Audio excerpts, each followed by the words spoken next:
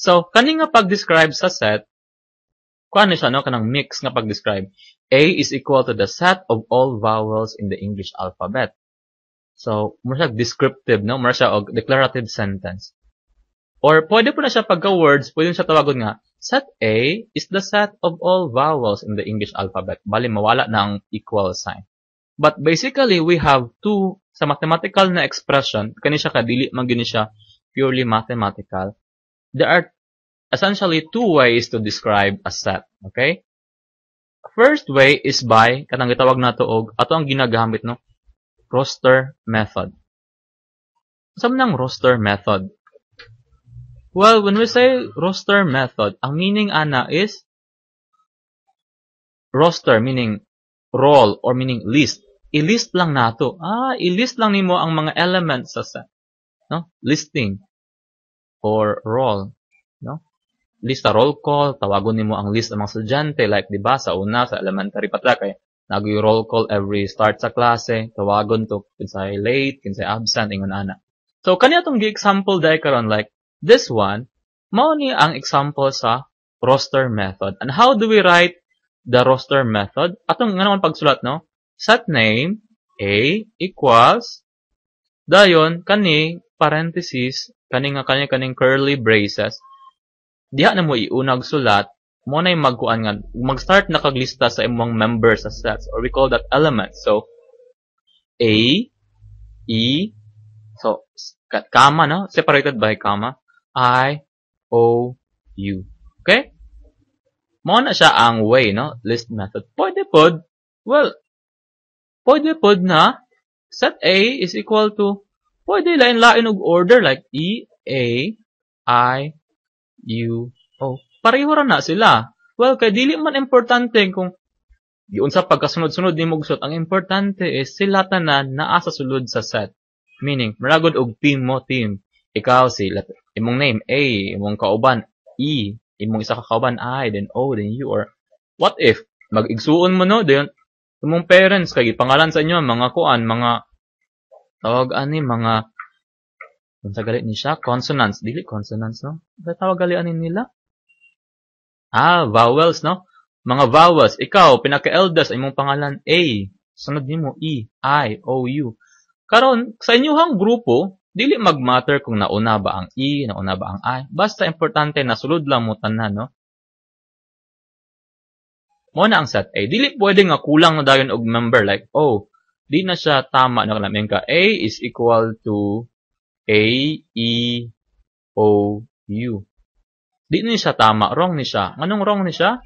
Kay kulang mag-isa ka member. Dapat i-define gini mo karon kung kinsa ang naa dian, ano? Mo ning nga roster method. I-list gyud nimo kung unsa ang mga members. So, maghatag line example para ko makakuanta. For example, set C, maghatag line example.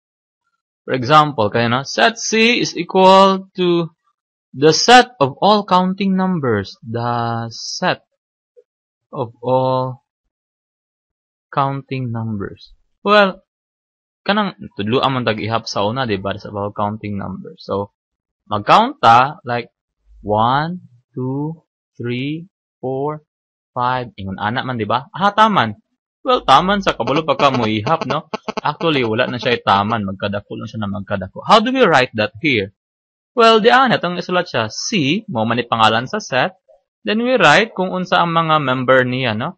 Unsa ang ihang mga elements. In that case, we write 1, 2, 3, 4, 5. Okay? Pero, kabalo man ka nga, tag-as ba ka na, no? We don't write really that, but we put kaning nga symbol, no? That, mean, or ellipsis man siguro term, anak nila. Meaning, and so on. Basta mag-follow lang ka, no? Masabtan ang po siguro na sa imuhang, sa naglantaw, na ang meaning, ana, is 1, 2, 3, 4, 5. So, na 6, 7, 8, 9, 10.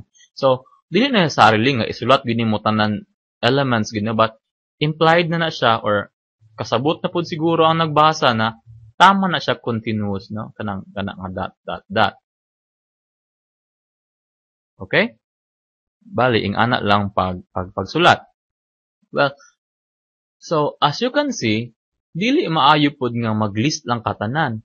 Kay, what if, kung ipalist sa imuha, the places that, no, napuntahan na nimo, or the places, daghan kay kag kailangan ilista. So, maglisod ka og listing tanan, no? Daghan kayo ka og ilist. So, pwede pod, na kailain na method. Ang kaninga method is, kanina ang usually pinakasayon, pero dili po siya ing anak kadali isulat. The second method is what we call, ang tawag sa yaha kay rule method. Okay? So, meaning ng rule method? Well, gusto nato tagaan og ruling kung kinsa ang member sa set. Ingon anak lang ka simple. Okay? So, for example, set A, di ba ang set maning nga A, E, I, O, U, or A, E, I, O, U. Kung ato ni siyang ikuan, i-rule method, ang nilang kadali, A is equal to, pare-pareho lang gyapon, no? Then naagyapon tayo braces, curly braces. But here, instead of saying or listing all the elements, we just say X, meaning variable na siya, or any letter niya mong gusto. X is such that X is a vowel. Vowel in the English alphabet. Ing ana lang kadali, no? Bali, ang buhaton daay nimo kay, no? Ang buhaton lang nimo kay imong i-describe kung unsa ang mga elements. Then butangan nimo X to denote nga variable na siya to represent that element. X is a vowel in the English alphabet. Dili magmatter kung unsa na imong gibutang da nga symbol. You could actually write A is equal to Y such that Y is a vowel. So, vowel in the English alphabet. So, pareho lang gihapon. Okay? Note nga, ingani ay mong gamiton, kaning nga symbol, kaning colon, meaning ana, such that. Okay? Pwede pod, na uban, write it as, instead of colon, di write it as kanang bar. Pareho lang na siya meaning. Y, such that, Y. So, ang pagbasa ani kay, set A is equal to Y such that Y is a vowel in the English alphabet. Ingana ang pagkuan sa iyahan. How about set C? Let us try to write that in the rule method. Set C is equal to, ano man ang set C? Well, set C is, sama na siya, no? All that contains X. So, muna na mo isulat, no? Variable. Then you put colon to mean such that X is a what? Unsa man na siya? X is a counting number. Mo man atong gimin ganiya, di ba? Kanang ma-count lang nato is a counting number. So, well, counting number, maihap nato nga number.